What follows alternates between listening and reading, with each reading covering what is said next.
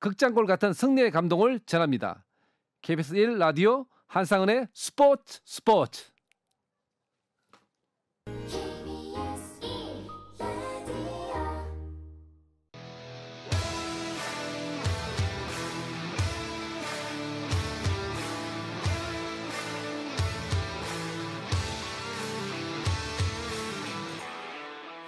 2022 카타르 월드컵 개막 특집 레전드 초대석, 오늘 주인공 빨리 만나보겠습니다.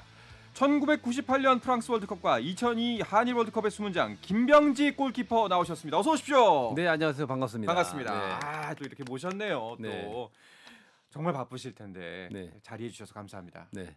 뭐 월드컵 하면 네. 어쨌든 월드컵을 경험했던 사람들이 필요한 거잖아요. 네네. 많이 찾고 계시는데 오늘 이 자리를 빌어서 월드컵에 관계된 얘기를 하게 돼서 저도 반갑고, 네. 제가 경험했던 또 제가 알고 있는 그런 얘기들을 말씀드리겠습니다. 알겠습니다. 요즘 근데 보시면 예전에 선수로 활약하실 때보다 요즘이 더 바쁘시지 않으세요? 뭐 유튜브도 하시고 네. 방송 출연도 해야 되고 또 축구협회 부회장직도 맡고 계시고 네. 또 후배들 교육도 하시고. 근데 전 세계 축구 선수 다 똑같아요. 선수할 때가 네. 제일 여유 있으면서 생각을 많이 할 수 있고 또 정해져 있는 그 수입, 그게 충성할 수 있는 시간이 딱 그때예요. 그러면 요즘 좀 바쁘시지만 또 여러 가지로 굉장히 좀 수입도 이렇게 하시겠네요. 그렇죠. 수입이 있는 곳이라면 갑니다. 알겠습니다. 원래는 지금 이제 대한축구협회 부회장직 맡고 계신데 네. 오늘은 또 이제 레전드 초대석이니까 네. 이제 호칭을 김병지 선수로 할까 하는데 어떠세요? 좋습니다. 좋은가요? 네, 친근감이 있네요. 알겠습니다. 이제 월드컵 개막이 정말 우리 경기가 일주일 남았습니다. 네. 근데 은퇴를 하셨잖아요. 네. 그래도 이런 시점이 되면은 또 그때 감정이나 뭐 감흥들이 떠오르지 않으세요? 그렇죠. 저는 일주일 남았다 그러니까 이제 선수를 떠나서 지금은 기대가 되는데 그때는 여러 가지 생각들이 있는 거예요. 일주일 남겨뒀다. 야, 이번에 내가 뛸 수 있을까? 자, 뛴다라면 네. 어떻게 해야 될까? 네. 이런 생각들을 많이 가지면서 상대 선수에 대한 분석이 들어갑니다. 자, 이 선수는 어떤 걸 좋아하지? 어떤 컨디션을 가지고 나올 때 어떤 모습을 보이더라? 이런 것들을 다 찾아봐요. 요즘은 좋은 게 그 선수에 관계되어 있는 모든 것을 이제 그 핸드폰 안에 다 나올 수 있잖아요. 그렇죠. 데이터베이스가 되어 있죠, 이제. 좀 더 정확하게 디테일하게 파악을 하면서 시간을 보내고 있습니다. 야, 근데 세월이 정말 빠른 게 김병지 선수가 월드컵을 다녀오신 게 1998년, 2002년이에요. 그렇죠. 벌써 20년이 지났어요. 월드컵 첫 번째 났던 98년 24년이 지나간 거죠. 그렇죠. 예. 그때는 저희들 일주일 전에 어떻게 보냈냐면 일단은 이미지 트레이닝을 많이 했었는데 지금은 완전 다를 거예요. 지금 핸드폰 속에도 모든 게 있잖아요. 그렇죠, 그렇죠. 시간 보내기도 편할 테고, 그 다음에 시간을 보내면서도 개인의 어떤 그 취향에 대한 것들을 이렇게 다 즐기면서 준비를 할 수 있는 시간들이기 때문에 약간은 긴장감을 좀 이렇게 줄일 수 있는 방법들이 많을 것 같아요. 예전에는 진짜 말씀처럼 뭐 정보도 없고 하니까 약간 미지의 상대, 내 상상 속에서만 막 이렇게 경기 준비를 하는 거잖아요. 네, 그렇죠. 정말 수많은 생각이 떠오를 것 같아요. 일단은 목표에 대한 생각도 있어요. 뭐냐면 그때 당시에는 선생활하면서 국가대표, 그다음에 그 이상 넘어서는 이제 월드컵이었거든요. 네네. 지금 뭐 유럽 진출해서 등등의 이제 꿈이 있는데 그때는 그 꿈을 이루는 시기가 바로 월드컵이었었어요. 그렇죠. 그래서 뭐 설렘도 있고 흥분도 있고 긴장감도 있고 뭐 너무나 행복한 시간이지만 또 한편으로는 약간의 걱정이 있잖아요. 네. 월드컵에 있어서의 그 대한민국 하면 부침이 있었잖아요. 예선 탈락. 이제 그런 것까지 생각하면 하여튼 만감이 교차되는 시기였던 것 같아요. 진짜 옛날 생각 좀 많이 나실 것 같아요. 네. 예. 지난 13일에 월드컵에 참가하는 이제 우리나라 국가대표팀 최종 엔트리가 발표가 됐습니다. 네, 발표가 됐죠. 예. 그런데 뭐 현역 시절을 되짚어 보면은 김병지 선수는 엔트리에 뽑히지 않지 않을까라는 그런 걱정은 좀 없으셨죠? 제가 한창 전성기 때 98년, 2002년도 때는 그랬고요. 네. 2006년도 때는 긴가민가 했던 시기가 있어요. 아마 13일에 그날의 느낌 가지고 있는 선수들이 많았을 거예요. 네. 유독 이번 연도에는 많았어요. 어떠셨어요 그때 기분이? 일단 26명 나름대로 한번 그려봤었어요. 네. 아마 뭐 저는 전문가고 요즘 비전문가도 전문가 같은 분들이 많이 계세요. 그렇죠. 축구를 잘 못하지만 축구에 대해서 아는 분들이 많이 계시기 때문에 그분들 생각이랑 저랑 아마 23명 정도는 거의 똑같았을 거예요. 나머지 3명, 그 3명의 선수가 누가 들어올까? 네. 여기에서는 조금 차이가 있었지 않았을까라는 생각이 듭니다. 알겠습니다. 이번 대표팀 좀 엔트리 관련해서는 제가 이제 후반부에 좀 자세하게 한번 여쭤볼게요. 먼저 그 김병지 선수가 예전에 이제 국가대표로 활약을 하셨을 때 이야기를 좀 나눠볼까 하는데 아까 말씀하셨다시피 예전에 축구 선수로서는 국가대표에 뽑히는 것, 네. 이게 첫 번째 꿈. 네. 두 번째 꿈이라고 한다면은 이제 월드컵에 가서 멋진 활약을 펼치는 거였잖아요. 네. 처음 1998년 무려 24년 전의 기억을 되짚어서 처음 월드컵에 간다는 소식을 들었을 때 네. 그때 기분이 어떠셨어요? 이제 다 됐구나.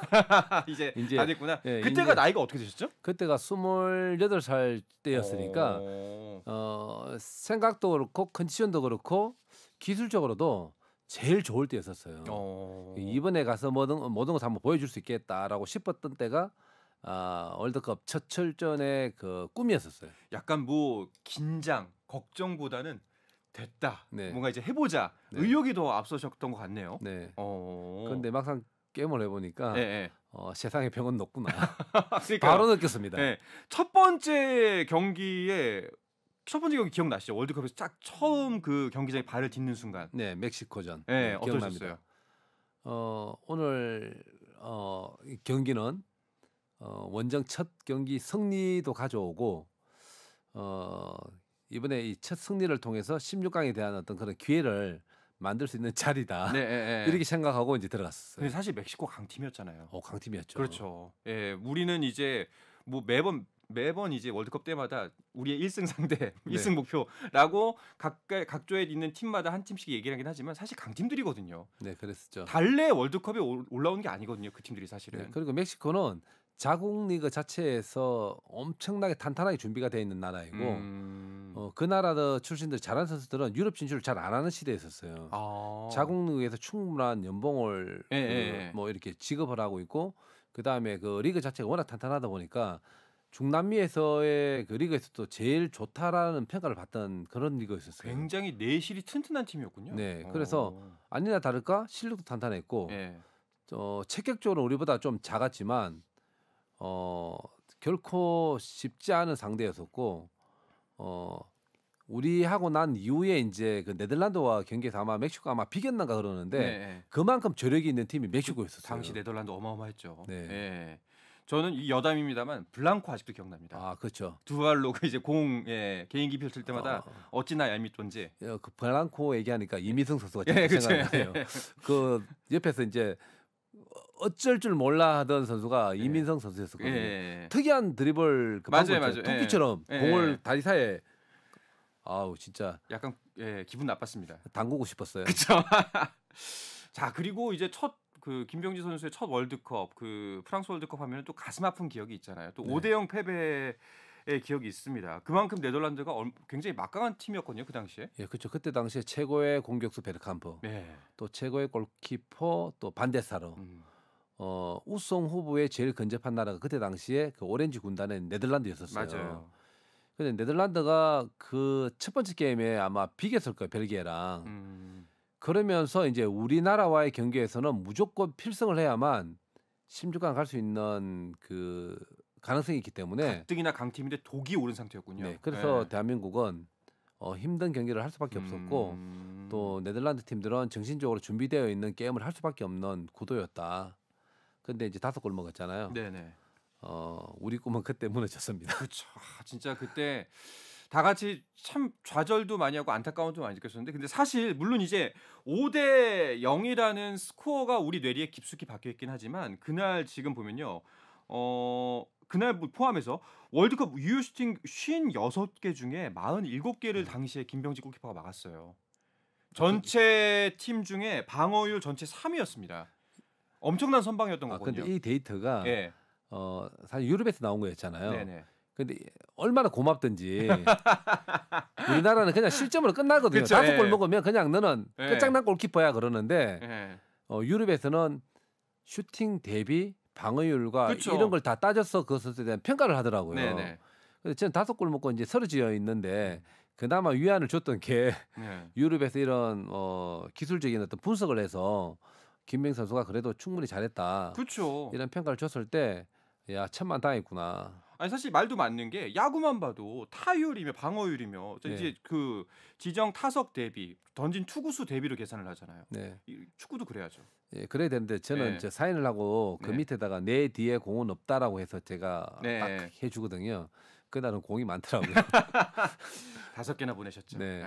참 그래도 진짜 좋았던 기억이지 않을까. 지나고 네. 나면 또 이런 생각이 들기도 하는데, 근데 말씀하셨던 것처럼 골키퍼라는 자리가 그래서 어려운 것 같아요. 네. 사실상 그 빛이 나기보다는 빛을 잃기가 되게 쉬운 자리잖아요. 네. 아무리 100번 잘해도 한 번 골을 먹으면은 또 네. 사람들이 또 좀 흉을 보거나 손가락질 할 수 있는 자리잖아요. 야, 그렇죠. 이 네. 공격수들은 완전한 찬스에서 득점을 못하면 뭐 변하는 게 별로 없어요. 0대 0이었는데 뭐 찬스 하나 공격이 하나 탁 못 넣었다. 네. 0대 0. 뭐 그대로 가는 거잖아요. 게임이 흘러가는 음. 거잖아요. 근데 골키퍼는 뭐가 있냐면 앞서 이제 아나운서께서 얘기하셨던 것처럼 하나 실수해서 한 골 먹잖아요. 1대0이면 변화가 무지 큰 거예요. 그렇죠, 그렇죠. 그래서 이 책임감이 엄청나게 크기 때문에 골키퍼를 잘 안 하려고 해요.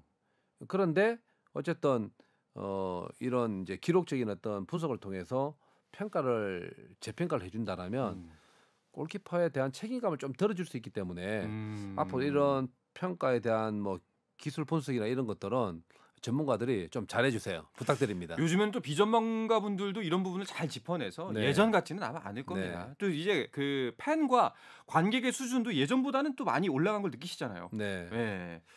자, 근데 이야기를 들어보니까 그 요새 멘탈 관리라 그러죠. 네. 선수들의 이제 정신 관리, 이제 그 좀 이제 평정심을 유지하고 긴장감을 네. 유지하는 그 능력이 다른 어떤 포지션보다도 축구에서는 골키퍼가 진짜 중요하겠구나 이런 생각이 드네요. 네. 네. 그래서 믿을 만한 사람이 필요한데 골키퍼 이제 프로페셔널 하려면 보통 이제 뭐 22살부터 경기를 뛰면 뭐 25, 26살 되잖아요. 네. 그 멘탈 관리해줄 부인을 빨리 만나세요. 아, 그래요. 그게 이게 선배로서의 조언인가요? 네. 왜냐하면 어. 가족과 같은 정말 함께하는 사람의 그 도움이 필요할 때인데 혼자이면 아무래면 그 고민하고 사색하는 시간이 많아지면 더 힘들잖아요. 예, 그럴 때 나눠줄 수 있는 사람. 그럼요. 또 도움 줄 수 있는 사람이 있으면 좋죠. 그렇군요. 알겠습니다. 자, 이렇게 김병지 선수의 첫 번째 월드컵은 뭐 첫 번째 경험이었지만 좀 많은 실점과 함께 또 많이 발전해야겠다는 생각과 함께 마무리를 졌었는데요. 그 두 번째 월드컵 2002년 월드컵 때는 좀 더 나은 모습, 좀 더 절치부심해서 멋진 경기 펼쳐야겠다라고 네. 생각을 하셨을 텐데 또 네. 주전 경쟁에서 밀리고 말았잖아요. 아, 그랬죠. 그러니까 당시에 또 그것도 굉장한 상처였을 것 같아요. 지나고 나면 그때 그 경험들이 이제 저한테는 도움이 됐다고 생각하는데 네. 그때는 뭐 상처뿐만 아니라 히든 감독님 그냥 어퍼컷을 제가 한번 날리고 싶었죠. 그렇죠. 원망스러웠을 것 같아요. 시간이 지난 지금은 너무 잘 지낸 사이고 네, 네. 얼마 전에 히든 감독님 또 이제 수술차 한국에 오셨거든요. 제가 제일 먼저 찾아가 인사드렸어요. 아, 그랬어요? 예. 그리고 식사도 함께 했었는데 그때 히든 감독님이 저한테 주신 말씀과 주변에 이제 같이 가셨던 분들한테 예.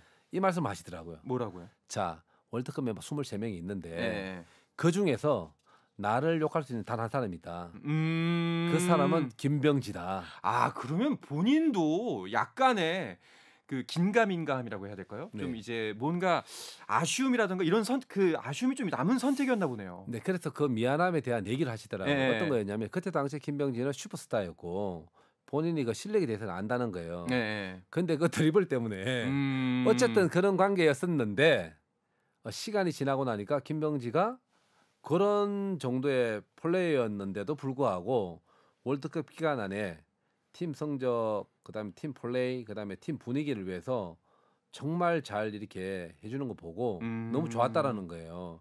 그래서 마지막에 어쨌든 기회를 주지 못한 거에 대해서 미안한 감이 있는데 네.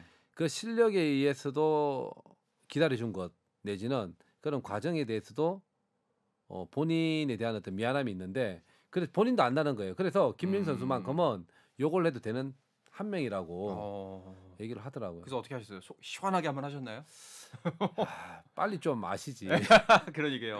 네. 네, 조금만 더 미리 알았다면 좋았을 것 같아요. 네. 지금은 감독님하고 잘 지내고 인사드리고 한국에 있으면 꼭 만나고 가는 사람 중에 한 명입니다. 네. 너무 좋습니다. 네.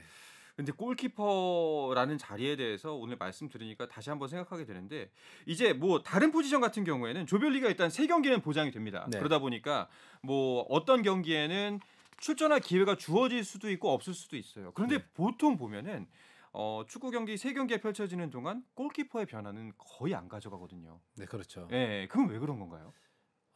골키퍼와 골키퍼의 그 경쟁은 큰 차이가 아니라 진짜 미세한 차이거든요. 지금 우리나라 골키퍼를 보면 김성규와 조현우도 그렇죠.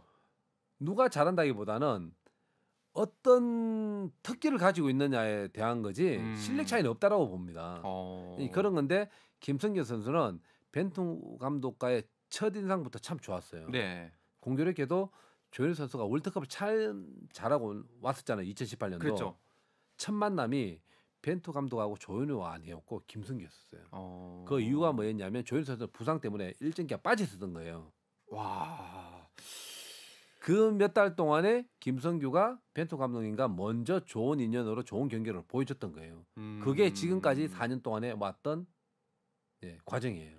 이게 자칫 잘못 들으면은 굉장히 뭐 이거 친분에 의한 기용 아니냐라고 들릴 수도 있을 텐데 일단 전제는 분명히 그거죠. 이 두 선수의 기량이 누가 낫다고 말할 수가 없다. 그렇다면 감독 입장에서는 내가 좀 더 좋은 경험이 있던 선수, 한번 써본 선수를 써보는 것이 가장 최선의 선택이다라는 그렇죠. 말씀이신 거죠. 역할에 대한 이해도가 어쨌든 벤투 감독의 축구 철학이 김성규 선수가 가지고 있는 장점하고 잘 맞아 들어갔던 거예요. 근데 그 인연이 지금까지 4년 또 이어져 왔으니까 그만큼 김성규 선수가 또 벤투 감독의 축구 철학에 맞게끔 정말 노력을 많이 했을 거라고 봐요. 결코 뭐 조현우 선수가 못해서가 아니라 김승규 선수가 조금 더 이제 벤투 감독의 철학에 맞게끔 잘 수행하고 있기 때문에 그 역할을 충실하고 있기 때문에 지금 현재는 김승규 선수가 이제 좀 더 중용이 되고 있는 거겠네요. 네, 그렇죠. 근데 월드컵에 가서는 어떤 골키퍼가 더 많은 시간을 뛰고 올지 알 수 없다라는 아직 거예요. 그렇게 생각하세요? 지금 당장 보면 김승규 선수가 다 뛴다고 생각하잖아요. 네네. 왜 지금까지 좋은 그랬죠. 모습을 보여왔으니까 2018년도로 돌아갑니다. 그때 월드컵 앞두고 똑같이 김성규와 조현우 선수가 경쟁을 하면서 김성규 선수가 좀 더 앞선 듯한 느낌으로 월드컵에 갔어요. 근데 조현우였죠. 근데 선택은. 경기는 결국 조현우가 뛰고 왔어요. 근데 조현우 선수가 못했느냐? 잘하고 왔어요. 잘했죠. 예, 그러면서 두 명의 선수는 지금 번갈아서 2018년과 2022년 지금 똑같은 위치에서 지금 또 월드컵을 또 준비하고 있는 거예요. 김성규 선수가 좀 앞서 있지만 스포츠는 축구는 끝날 때까지 끝난 게 아니다. 아 진짜 뭐 당장 다음 주가 돼봐야 알겠네요. 네. 예, 알겠습니다. 그리고 또 아무래도 또 포지션이 같기 때문에 지금 그 골키퍼로 출전을 하는 세 선수, 뭐 조현우, 송범근, 김승규 선수 세 선수에게 모두 다 애착이 가실 것 같은데 이 세 선수에게 선배로서 어떤 조언, 뭐 딱 한두 가지만 이것만 했으면 좋겠다라는 부분이 있을까요? 침착하게, 냉정하게, 음. 가슴은 뜨겁게 네. 그렇게 준비한다면 괜찮을 것 같고 또 하나는 골키퍼는 실점하는 직업이다. 네. 그래서 실점을 할 수 있는데 두 번째 실수만 안 하면 된다. 이런 멘탈 관리를 좀 했으면 좋겠다. 그 한 골 먹고 나면 괜히 왜 또 이렇게 다운되는 느낌들이 있을 거잖아요. 약간 다리가 풀릴 것 같아요. 예, 그래서 그런 기분들을 좀 더 빠르게 극복해서 두 번째 골을 실점 안 하겠다라는 그런 좀 단단한 마음을 가졌으면 좋겠어요. 뭐 골키퍼는 실점하는 직업이에요. 근데 참 그 말씀이 뭔가 정확하면서도 약간 좀 그 애잔함이 느껴지네요. 네. 얼마나 힘든 직업인지에 대해서 알겠습니다. 사실 뭐 비단 골키퍼뿐만 아니겠습니까? 후배들에게 전해주고 싶은 말씀 참 많으실 텐데요. 그 이야기는 잠시 쉬었다가 와서 계속해서 나누겠습니다. I said the words I never said when you were with me. 국내 유일 스포츠 매거진 라디오 한상원의 스포츠. 네, 2022 카타르 월드컵 개막 특집 레전드 초대석 국대 레전드 골키퍼 김병지 선수와 함께하고 있습니다.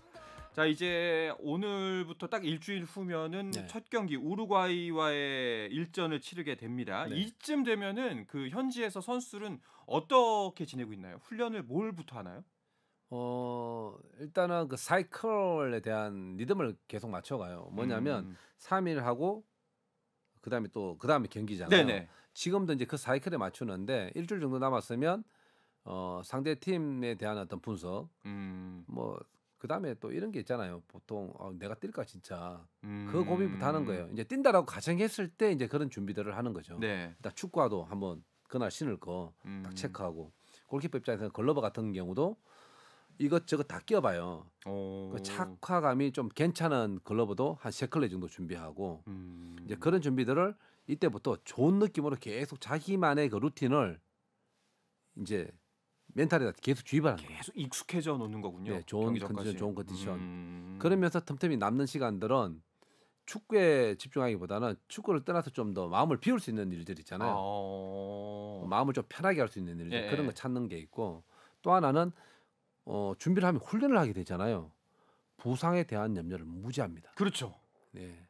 지금 안 그래도 지금 손흥민 선수가 이제 안아골절이 와가지고 굉장히 네. 전 국민이 깜짝 놀라고 걱정을 많이 했는데 네. 사실 당일이 돼봐야지 알 것 같긴 합니다만 정말 이 부상이 큰 변수잖아요. 그렇죠. 일단 부상이 당하면 내가 가지고 있는 기량이 손흥민을 하더라도 그것 때문에 문제가 생기면 경기를 못 뛰는 거잖아요. 그렇죠. 그래서 부상에 대한 준비들 철저해요. 훈련하기 전에 예를 들면 발목이다 그러면 테이핑을 하고 손목 부상이다 그러면 손목 테이핑을 하고 네. 어쨌든 부상에 대한 준비를 하면서 준비를 하는 거예요. 근데 티끌만큼이라도 경기력에 문제가 될 만한 것들은 아예 다 안 해요. 이제 꼴랑 일주일 남았으니까 네. 이 일주일 동안에 최상의 컨디션을 만들기 위해서 모든 것을 다 쏟습니다. 이야, 정말 자는 시간까지 포함해서 컨디션 관리에 애쓰겠네요. 근데 요즘 얼마나 좋아요. 네. 예전 같았으면 해외 나가 있잖아요. 월드컵이라면 전화를 하면 전화 요금이 너무 비싼 거예요. 사실 그것도 사실은 머리에 있었어요. 야 이거 전화만 하면 전화비 많이 나오는데. 그렇죠, 그렇죠. 지금은 그런 시대가 아니잖아요. 인터넷만 있으면은 뭐 통화 그거 가능하니까요. 공짜잖아요. 예. 그래서 멘탈 관리하기 너무너무 좋은 거예요. 좀 가족 이제 내가 마음을 좀 놓을 수 있는 가족들과 통화도 하고. 네, 아이들과도 통화하고 예. 와이프랑도 통화하고 친구들과 통화할 수 있으니까 이제 음. 그런 시간들을 중간중간에 틈새에서 보낼 수 있는 게 좀 일주일 요 때예요. 진짜 무엇보다 정말 마음의 평화를 네. 계속 찾는 게 중요하네요. 근데 이런 부분에 있어서 많은 역할을 해줄 수 있는 게 좀 선배들의 역할일 것 같아요. 유경험자들이기 때문에 네. 야 그렇게 마음 좀 내려놔, 네. 마음 편하게 가져라고 이제 후배들한테 이야기해줄 수 있잖아요. 저는 그렇죠. 저는 네. 그때 당시에는 저는 이제 경기 못 할 때 선배님들한테 이제 전화를 해서 야 이거 어떻게 될까요? 이제 엎어버리고 나가야 되나요? 등등등 했을 때 선배님들이 이제 그 조언을 해줘서 제가 잘 견뎠거든요. 네. 지금 같은 경우에는 후배 선수들은 이제 손흥민 선수한테 가서 많이 엉기죠. 형 뭐 이렇게 뭐 어때요? 등등등 뭐 네. 아파요 안 아파요 하면서도 이럴 때 어떻게 해요? 이런 것들을 참 많이 주고받아요. 그러면서 간접 경험을 이제 배우는 거죠. 그렇죠, 이제 그런 게 상당히 좋은 거고 이제 제가 이제 경험을 2번 했잖아요. 네.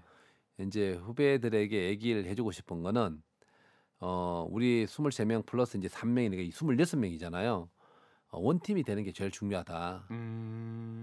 우리가 26명의 선수가 필드에는 11명이 나가고 15명 기다리는 거지만 그 뒤에는 5천만 명의 국민들이 또 응원을 하고 있는 거잖아요. 그렇네요. 지금은 예. 손흥민, 뭐 황희찬, 김성규가 뛰는 게 아니라 우리가 뛰게 되면 여기에 딱 2 나라가 나오잖아요. 네. 우루과이, 대한민국. 네. 대한민국이에요. 그래서 대한민국이라는 생각을 가지고 뛰었으면 좋겠다. 그럴 때 열정과 투혼은 나온다. 열심히 뛰어. 우리는 열심히 응원할 테니까. 야, 이 이야기는 유튜브 캡처로 해서 이메일로 좀 대표팀에다 쏴드려야겠습니다. 진짜로. 예, 이건 정말 명심했으면 좋겠네요.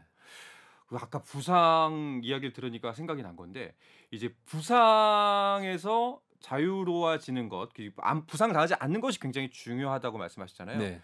그러면 사실 이런 부분도 있을 것 같아요.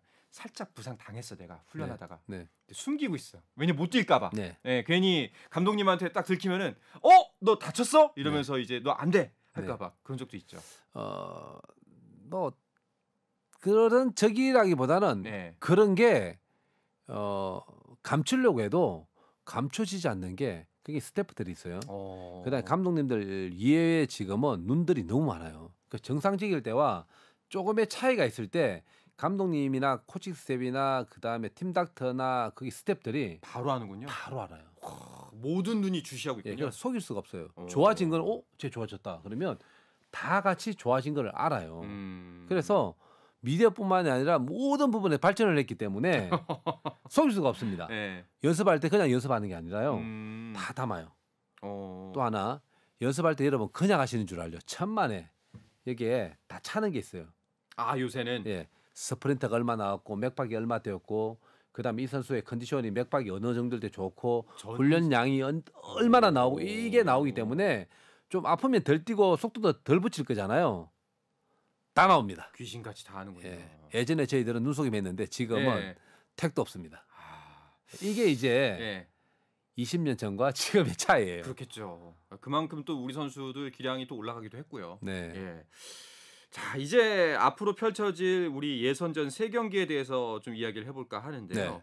자 벤투호의 목표 뭐 당연히 이제 예선 통과겠죠. 그리고 네. 뭐 할 수 있다면 8강, 4강까지 또 갔으면 다시 한번 신화를 썼으면 좋겠는데 우리가 벤투호 국가대표팀의 선전을 간절하게 바라지만 사실상 낙관하기도 또 어려운 것도 사실이에요. 네, 그렇죠. 저도 바람은 네. 결승전 가서 대한민국 깃발을 꼭 꼬는 거예요. 그렇죠. 예, 네. 그렇지만 가정이 험난한데 이제 그런 걸 좀 더 자세하게 봐야 되겠죠. 현실도 또 직시해야 되고 네, 그렇습니다. 자 현실을 직시하자는 말씀이 나오셔서 말인데 네. 제가 그 다른 매체와 인터뷰하신 거 봤습니다. 네. 자 우리나라의 16강 진출 가능성 30% 정도로 보셨는데 이 정도면 매국노 아닙니까? 진짜 후하게 준 거예요. 아 진짜로? 네. 오. 저는 전문가고 그다음에 네. 어쨌든 그 분석을 할 줄 아는 사람 중에 한 명인데 국뽕으로 간다면 저 100% 주고 싶죠. 네. 근데 진짜 냉정하게 봐야 되는 게 마음으로는 100%지만 자, 대한민국 30%를 왜 후하게 줬냐라면 자, 포르투갈 대한민국보다 어쨌든 피파 랭킹 좋죠. 그렇죠. 선수 스쿼드 손흥민 같은 11명이 있어요. 자, 우루과이 마찬가지예요. 손흥민 같은 선수들 꽤 많아요. 같은 리그에서 뛰는 선수들도 많고 있고. 그렇죠. 그렇죠. 그다음에 북런던 더비에서 토트넘을 잘하고 있는 아스널의 예. 주 공격수가 누네스가 지금 골 넣었거든요. 네. 그 선수도 지금 뛰고 있어요. 그렇죠. 자, 그러면 두 팀 벌써 날라갔죠? 네. 그 가나도 유로파 리그에서 만만치 않게 뛰고 있어요. 그렇죠. 지금 다 또 귀화 선수들도 많이 받고 있고요. 그런데도 어쨌든 대한민국이 가나보다는 피파 랭킹 위에 있어요. 그럼 가 가나보다는 좀 더 높은 점수 줄 수 있는데 그러면 세 팀이 나눠 가지고 33%인데 네. 포르투갈, 우루과이가 더 잘하는 거 맞잖아요. 그럼 30%준 게 우루과이, 포르투갈 전문가들한테 물어보면 저는 진짜 너는 국뽕이다라고 할 정도의 퍼센트를 준 거예요. 야 쉽지가 않군요. 예, 그래서 이 30%에 대한 어떤 얘기는 매국노라기보다는 좀 더 현실감이 있어서 네. 오히려 플러스 알파 점수를 좀 더 줬다. 오히려. 근데 16강을 해낸다라면 대한민국이 어쨌든 우리 그 조에 있는 나라 중에서는 조금 뭐라 그럴까 이 기적을 만든 팀의 한 팀이 될 수도 있다. 예. 알겠습니다. 또 말씀하셨다시피 사실 스포츠 경기라는 거는 또 경기장에 가봐야 아는 네. 거니까 또 그런 희망을 팬들은 또 가질 수밖에 없겠죠. 네, 그렇죠. 그런데 우리 국내 팬들이 갖는 그 희망적인 그 일들은 되짚어 보면 저도 또 이해가 돼요. 네네. 왜냐면 2006년, 예. 그다음에 2010년 남아공 16강 올라갔고요. 그다음에 2014년, 18년을 봤을 때 이 세 번의 그 진출을 못했던 월드컵 때 다 진출할 수 있었어요. 사실상 네, 스위스한테 비기면 되는데 우리 그때 왜 옵사이드 예. 사건 터졌죠. 그다음에 그 게임 또 비기기만 해 나가는 거였고, 그다음에 2018년 세계 최강 1위 팀 독일을 독일을 우리가 이겼죠. 이겼어요. 그래서 우리는 월드컵 나간 줄 알았잖아요. 근데 우리는 양 팀을 이쪽 그 멕시코랑 경기 보고 이쪽에 이제 독일하고 경기를 봤으니까 우리나라 선수들은 대한민국 선수들은 독일한테 2대0 이기면서 월드컵 나간 줄 알았어요. 왜? 멕시코 당연히 이긴 줄 알고 있었으니까. 근데 멕시코가 졌잖아요. 그렇죠. 그러면서 멕시코가 오히려 우리나라한테 고마워했죠. 네. 독일이 나갔으면 독일하고 이쪽 나라 나갔으니까. 그런 것처럼 지금까지 희망에 대한 어떤 그 과정들을 많이 거려왔기 때문에 16강의 눈높이가 적당하다. 제 무엇보다도 이제 손흥민 선수도 있고, 네네. 그다음에 유로파 리거들이 지금 한 8명 정도가 또 잘하고 있으니까 이 선수들 플러스 국내 리그에서도 잘해주고 있는 선수들이 있으니까 네. 이제 가능성을 좀 더 높게 보는 건데 어쨌든 냉정하게 저는 평가를 했고 16강에 대한 그 업적을 만들어낸다라면 네. 저는 대단한 기록을 만들어내는 거다라고 생각을 합니다. 네. 뭐 진짜 전문가로서 냉정하게 뭐 현 상황을 분석해 주셨지만 사실 뭐 그 애정의 깊이를 뭐 비교를 한다는 게 좀 말이 안 되는 이야기긴 합니다만 김병지 선수가 갖고 있는 우리나라 축구에 대한 애정은 애지간한 팬, 웬만한 선수들보다 훨씬 더 깊을 거라는 건 모두가 다 알고 있거든요. 그래서 이번에는 현장을 또 카타르 월드컵 현장을 찾는데 선수로서가 아니라 축구협회 부회장직으로서 가신다고 들었어요. 네. 이번에는 가셔서 어떤 활동을 하시게 되나요? 일단 가게 된 계기부터 말씀을 드리자면 네. 이용표 대표랑은 잘 지내거든요. 네. 뭐 이용표 대표 워낙 그 스마트 일도 잘하고 네. 축구에 대한 뭐 애정이나 뭐 사랑이나 그다음에 받았던 사랑들을 되돌려주기 위해서 노력을 하고 있는 친구인데 얘기를 했었어요. 분명히 우리가 월드컵 어떤 방법으로 갈 텐데 이 방법을 어떻게 했으면 좋겠냐. 대한축구 부회장직으로 갈 건지 방송으로 갈 건지 네. 아니면 뭐 마케팅 홍보 쪽을 이렇게 통해서 갈 건지 어떤 식으로 일이 될 텐데 둘이서 그 협의를 했던 게 형님 이번만큼은 대한축구협회 자격으로 가서 우리 축구에 관계되는 이런 일들을 잘 하면서 보내자라고 네. 해서 이제 가게 된 거고요. 지금 참 선택을 참 잘했다라는 생각이 드는 게 네. 저희들이 또 도움을 드릴 일들이 많이 있잖아요. 그렇죠. 그래서 그 선택을 하게 됐었습니다. 알겠습니다. 자, 이제 정말 결전의 날이 코앞으로 다가왔습니다. 몇 밤 네. 자고 나면은 정말 이제 운명을 결정질 우리나라 월드컵의 운명을 결정질 날들이 다가오는데 뭐 지금 이제 경기를 준비하고 있을 후배 선수들 네. 또 이제 이 경기를 지켜볼 우리 국민 여러분들께도 마지막으로 한 말씀 해주시죠. 우리 선수들에게는 이제 26명의 태극 전사가 한 팀으로 이루어졌고 지금까지 월드컵을 위해서 참 많은 노력들을 했다라고 봐요. 그렇죠. 그 노력들의 결과물을 이번 월드컵에서 꼭 만들어낼 수 있도록 최선을 다해주고 그런 꿈을 이루는 그런 역사가 되었으면 하는 바람인 거고 네. 그다음 대한민국 국민분들께는 우리가 2002년도에 그 4강의 기적을 만들어냈을 때 정말 큰 힘이 됐거든요. 그 빨간색 물결의 그 응원과 네. 그 빨간색의 그 원팀으로 움직일 때 그 응원 때문에 상대팀 상당히 두려웠다고 하더라고요. 그때 그 마음 그 느낌으로 20년 전에 기적을 만들어냈던 것처럼 또다시 2022년에 그 기적을 만들어낼 수 있도록 5천만 국민이 대한민국을 외쳐주면서 응원해 주시면 선수들도 그 느낌을 그대로 받아들일 것 같아요. 네. 그래서 한 팀으로서 그런 응원을 부탁드리겠습니다. 네. 김병지 선수의 그 바람 저도 같은 마음으로 똑같이 응원하도록 하겠습니다. 자, 벤투호의 선전을 기원하면서 2022 카타르 월드컵 개막 특집 레전드 초대석 국대 레전드 골키퍼 대한축구협회 김병지 부회장과의 만남은 여기서 마무리하도록 하겠습니다. 오늘 인터뷰 감사합니다. 네.